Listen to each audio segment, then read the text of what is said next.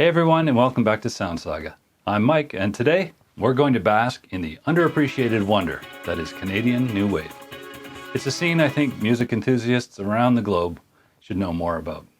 We'll take off from the late 70s and early 80s, where punk's raw rebellion collided with the shiny allure of synthesizers, and Canada birthed a vibrant new scene.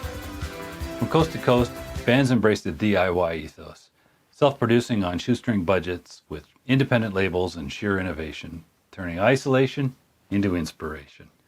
We'll play a little fast and loose with the definition of new wave. I mean, who can complain if you get a little post-punk or a little synth pop mixed in? Not me. Let's dig in.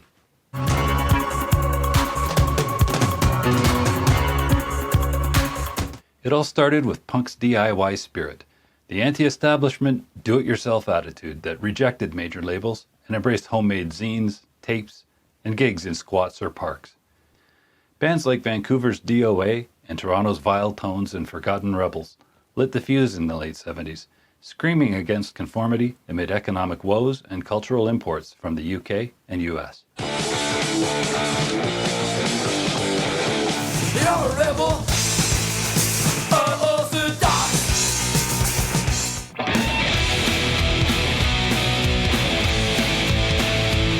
But as the disco age faded and new wave rose, these punks plugged in synthesizers, blending raw energy with electronic pop.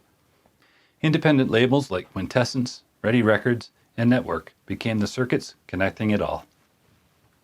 You can really feel that punk energy in those old zines. It was all about doing it yourself.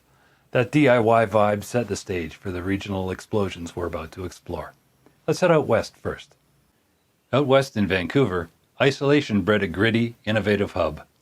Bands like the Payolas, Images in Vogue, Strange Advance, and Mauve fused punk's aggression with synth-driven sounds, often on labels like Sudden Death. This scene's DIY circuits even birthed early industrial acts like Skinny Puppy by the mid-80s, turning basements into electronic labs amid a backdrop of punk venues and booze cans.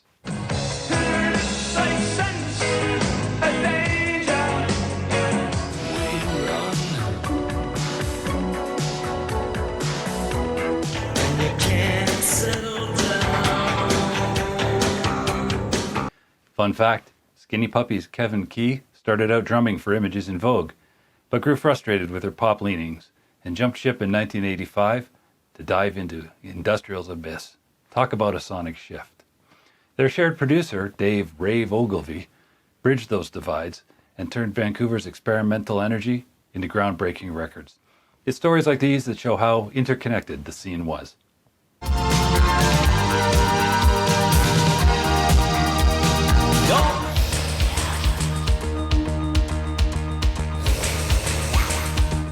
In Toronto, the scene polished the punk edge into radio-friendly synth pop. Acts like Platinum Blonde, The Spoons, Rough Trade, Martha and the Muffins, Blue Peter, Boys Brigade, and Chalk Circle thrived on independent hustle, scoring hits despite limited airplay under early CanCon rules. Boys Brigade added a melodic new wave flair with tracks like Melody from their 1983 debut, while Chalk Circle, hailing from Ontario's eastern edges near Ottawa, brought alternative rock influences with songs like April Fool. Both those songs are among my absolute favorites, by the way. The Queen Street West vibe, with its mix of punk clubs and emerging new wave nights, embodied DIY reinvention, turning local gigs into national buzz. They stole my heart and danced away.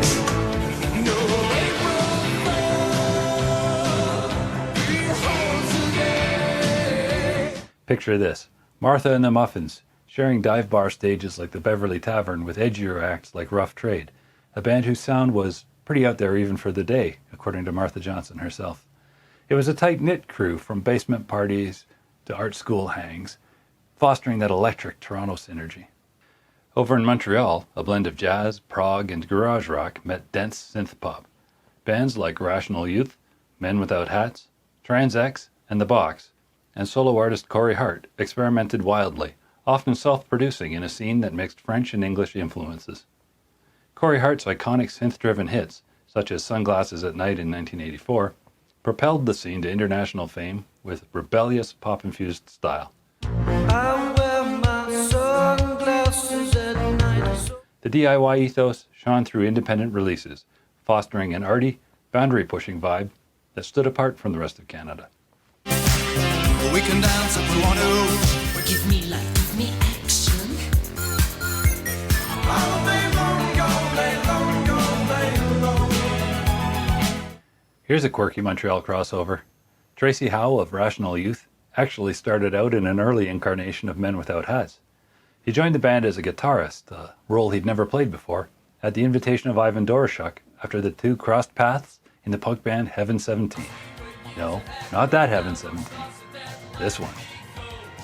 Got a sister in the Navy. She was a rake-up and a white sucker when it's It was a short, fairly unhappy stint that sparked Howe's full-on dive into synths, leading him to split off and form Rational Youth. You free me.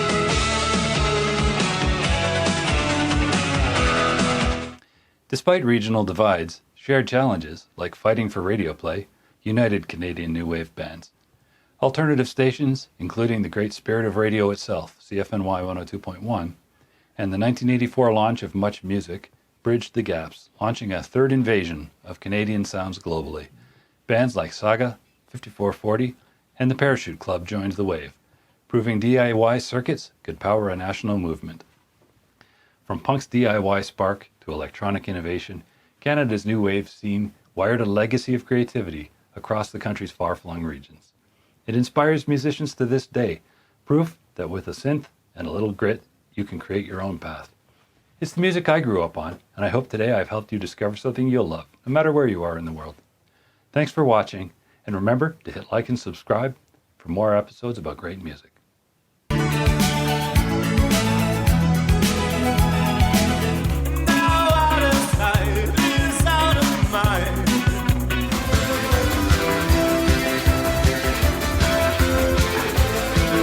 I know it's out of fashion and a trifle uncool.